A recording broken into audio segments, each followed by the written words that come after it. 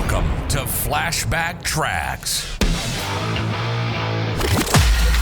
Travel back in time each Friday to an era of big hair, leg warmers, and Walkmans. Far out. Veg out with some clips from Downtime Broadcasting's promotional audio cassette magazine from the 80s and 90s, right here on the World Wide Web. Well, there may be a few clouds on the horizon in the sales promotion industry, as indicated by this article, reprised with permission of Adweek, entitled Bojangles Sues Over Promotion, written by Laurie Peterson. Can marketing service firms be held financially liable by clients dissatisfied with their performance? That issue, initially raised last year after Beecham Incorporated sued market research firm Yankelovich Clancy Shulman for $24 million, has been revived by news of a similar, if lesser-known, suit.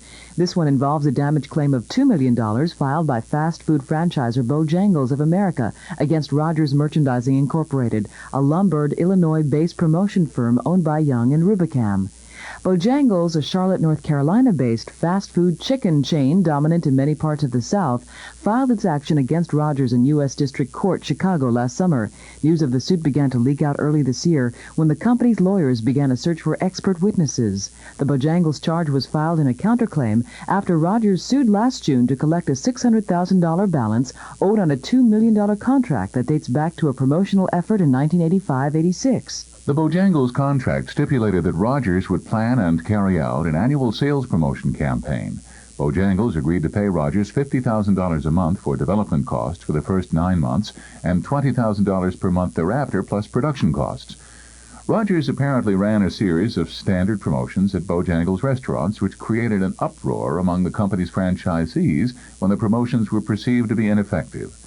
The complaint claims that Bojangles' relationships with its customers and the owners and operators of its restaurants were impaired.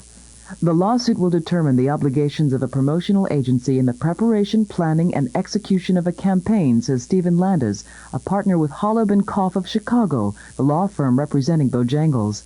But Frank Dearson, general counsel for the Promotion Marketing Association of America, was skeptical that the case would ever go to court or establish new ground. There are certainly requirements a promotion house has to fulfill, but these are the stipulations of the contract, he says. Trying to prove a promotional plan was inadequate, he said, would be a rough road to hoe. After all, in any promotion, the success or failure is due to a great many things: the product, the price, availability, and the like. Douglas Wood, a partner with Hall, Dickler, Lawler, Kent, and Friedman in New York, said a counterclaim like Bojangles was a standard jockeying tactic used when two companies have a financial dispute. Wood said the case would not be noteworthy unless a judge said a promotion agency was liable if a promotion didn't perform as desired. Richard Wagner, president of Rogers Merchandising, would not comment specifically about the case. However, he said the incident reflected other legal gamesmanship he had witnessed between clients and agencies when he was an executive with the Burson Marsteller public relations firm. Some lawyers found the case more intriguing. While countersuits claiming poor quality of services are not uncommon in the advertising business, the move is novel for promotion, says Stephen Derschlag, a partner with Sidley and Austin in Chicago. A ruling for Bojangles, he said, would be somewhat unprecedented. How do you really determine performance, asks Derschlag.